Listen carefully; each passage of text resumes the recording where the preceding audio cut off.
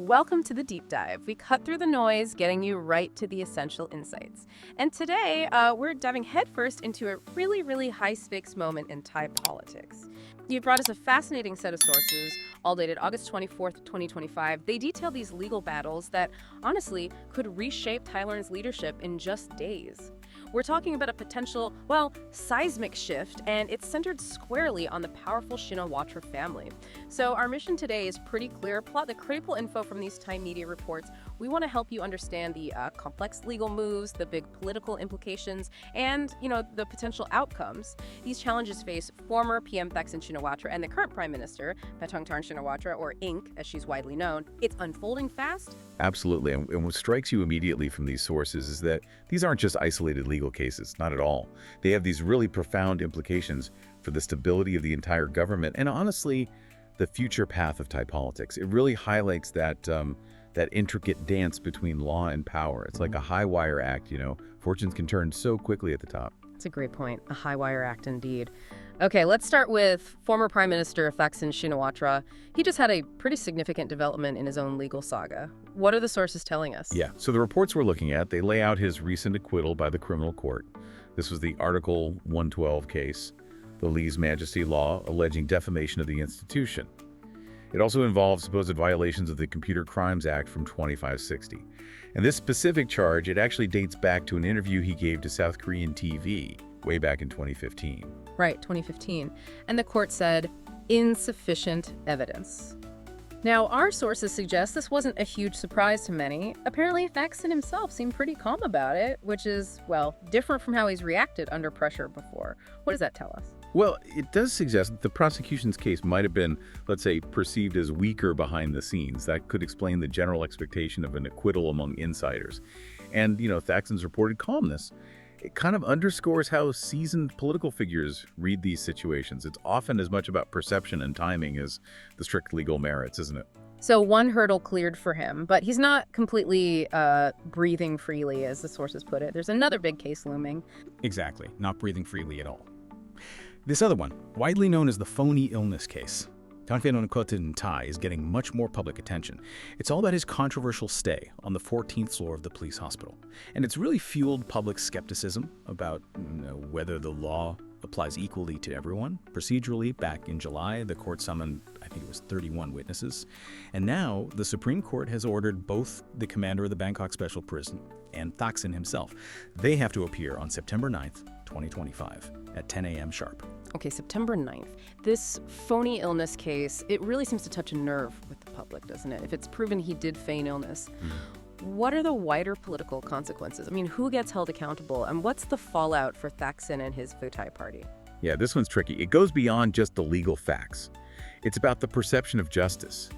That can be incredibly potent politically, especially with someone this high profile. People aren't just watching the court, they're judging the whole system's fairness. Now, some sources speculate maybe only officials involved in his hospital stay would face penalties. But look, if it's proven he faked it, that could have massive political repercussions. Huge. It would absolutely spark a nationwide legal debate. Does he go back to prison? And it could seriously erode public trust in the rule of law for a long time. This one could really shake things up. Definitely one to watch very closely then. Okay, let's shift gears now to his daughter, Paetongtarn, the current prime minister. She's facing her own political judgment day, really.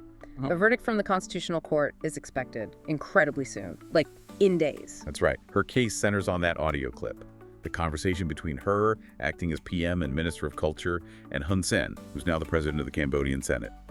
That whole issue landed right in the lap of the Constitutional Court. And things have moved fast. August 21st, just a few days ago, the court heard from the last two witnesses, Paetongtarn herself, and the head of the National Security Council, Chatri Bongshad. And these deadlines for the final statements, they've been pushed up. What's the rush? We really have. Monday, August 25th, that's the new accelerated deadline for both Paetongtarn and the petitioners, who are some senators, to get their closing statements in. This quick pace, it suggests the court wants this resolved fast. It signals how important and potentially impactful they see this case. But the absolute crunch date, the real D-Day for her political career, is Friday, August 29th. That's when the Constitutional Court is set to meet, discuss it, and crucially, cast its vote. August 29th, Friday. So for you listening, that's the date. Our sources literally put it like this.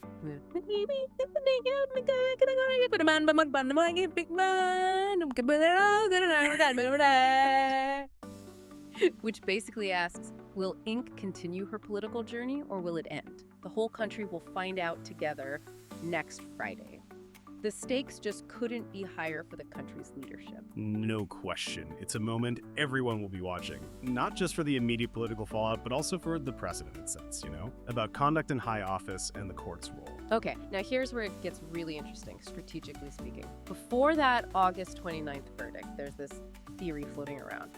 A potential legal tactic Paetongtarn might use. The idea is she could resign as prime minister before the court gets its verdict. And the speculation is this could basically make the case go away, get it dismissed. Well, it's not just theory. There's a precedent for this, and the sources point straight to it. It's the case of Nippon Bunyamini. He resigned as deputy interior minister under General Prayut's government.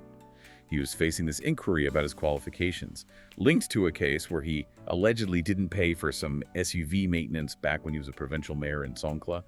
And the key thing, after he resigned, the Constitutional Court just dismissed his case. No ruling was ever issued.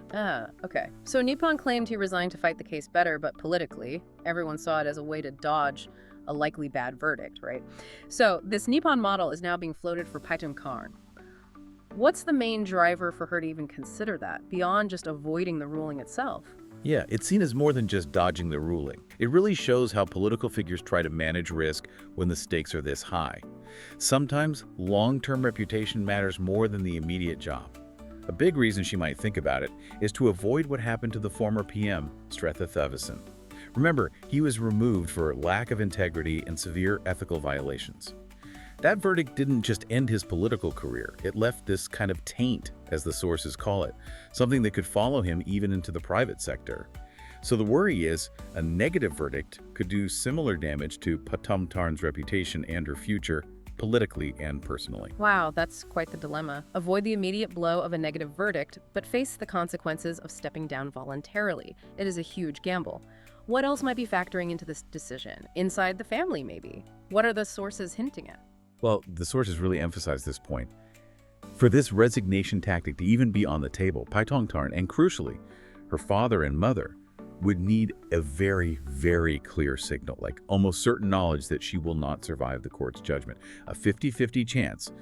The sources say that's just not enough to pull the trigger on resigning. It has to be almost a sure thing negatively. And she'd have to decide by August 28th, the day before the verdict. Talk about pressure. And looking back historically, the sources note that no PM from their associated parties, Thai Rak Thai, Palang Krakarat Thru Thai, has ever just resigned like that. Thaksin and his sister Yingluck, when they faced massive street protests, they dissolved parliament. They didn't resign. So does this history suggest Thaksin might stick to that old playbook, push things to the dead end, even if it hasn't always worked out well for the family? Or might he change tack for his daughter? That's the million-dollar question, isn't it? That history shows a real reluctance to concede ground, a preference for fighting it out. So this is a genuine crossroads for their whole political strategy. Will Thaksin stick to the pattern, the one that's arguably led to negative outcomes before? Or has he learned lessons? And will he prioritize maybe his daughter's long-term political survival over that never surrender approach? It could signal a real shift in how they operate. Okay, but let's consider the alternative. What if Paetongtarn decides not to resign? What if she decides to face the music, to measure her heart, as they say, and wait for the court on August 29th. Our sources seem to offer two ways to read that decision. First, maybe she has received some kind of special signal, a sign that she will actually survive the verdict. That's one interpretation, yes, a signal of survival. But, and this is quite interesting, despite that possibility, the sources also describe the general public mood as pretty skeptical about her chances. Many seem to think the evidence against her is quite, well, clear, as the sources put it. Although, there's a mention of political commentators, like Jatuporn Prompen, apparently reading the body language of Thaksin and Paetongtarn as showing confidence. So maybe that aligns with this special signal idea. It's all very subtle. Reading body language. Yeah. Fascinating. Okay, so that's one possibility. What's the second interpretation if she decides to face the verdict? The second interpretation is survival, yes, but at a potentially crippling cost. Even if the court lets her stay on, the argument is that the government's credibility and her own trustworthiness as PM might be just gone, irrevocably damaged. Some reports suggest her name is already seen as political wreckage just because of the audio clip controversy. Wow, political wreckage. That's strong language. It is. And it ties into this broader issue of public trust. The sources mentioned, for example, that on sensitive things like the Thai-Cambodian border, public trust isn't really with the civilian government. Reportedly, people tend to trust the military more on issues of sovereignty. That's a significant point. Plus, the government's day-to-day stability is described as shaky. Parliamentary sessions apparently keep getting close to collapsing due to lack of quorum. They say few Thai officials presiding over sessions often have to rush things through just to prevent failure. Not a picture of strength. So even if she technically survives the vote, the government could be left severely weakened, struggling for legitimacy. Exactly. And some observers looking at this get quite cynical. They suggest that if she does stay on, the remaining time might just be seen by some as an opportunity for profiteering or gaining an advantage for the next election, mainly through controlling budget spending, things stimulus packages, the 2026 budget planning, that sort of thing. Less about governing, more about political positioning. That paints a pretty grim picture, suggesting political survival might overshadow actual governing. And there's another detail. Former Senator Somchai Sawangkarn suggests the cabinet meeting on August 26 might see a big reshuffle of top officials. What's the thinking there? A strategic move before the crucial verdict week. It certainly looks like it. This wouldn't be just a routine reshuffle. It looks like a deliberate strategic play, anticipating potential storms. The idea, according to the sources, is to position forces, basically to try and ensure some stability, shore up their power base, just in case there's a political accident, meaning a negative verdict for the PM or upheaval for the government. It really shows they're aware of how vulnerable the situation is. They're trying to prepare the ground. High stakes doesn't even begin to cover it, does it? It feels like the whole political system is holding its breath. And the sources do spell out a worst-case scenario, right? If she does face the court on the 29th and the verdict is negative. Yes, they warned of significant political turmoil. A real possibility of the entire existing political equation just being thrown up in the air. A negative outcome wouldn't just impact Paetongtarn personally, it would likely send shockwaves right through the establishment. It could trigger a major realignment of power, maybe even lead to struggles forming a new government. The ripple effects could be huge and last for quite some time. Okay, so as we wrap up this deep dive, it's just crystal clear, isn't it? Thai politics is balanced on a knife edge right now. These next few days are absolutely pivotal, not just for the Shinawatras, but really for the stability and the whole future direction of Thailand. Absolutely. The way Thaksin's and Paetongtarn's fates are intertwined, it just vividly shows how personal legal fights can echo right up to the highest levels of government. It impacts national governance, it impacts public trust, everything. And it really makes you think about a bigger question, doesn't it? In a political system facing this kind of intense pressure and scrutiny, how do these decisions, whichever way they go, affect people's long-term confidence in how they're governed, regardless of who ends up in charge? That's the core issue. So whether we see a strategic resignation, a hard-won court survival, or a dramatic removal from office, the outcomes in these next few days are definitely going to leave you thinking, how much does political calculation, that sheer savvy, really weigh against the scales of justice when a nation's leadership is quite literally hanging in the balance? We really appreciate you joining us for this critical deep dive. We'll be watching closely right alongside you as this all unfolds.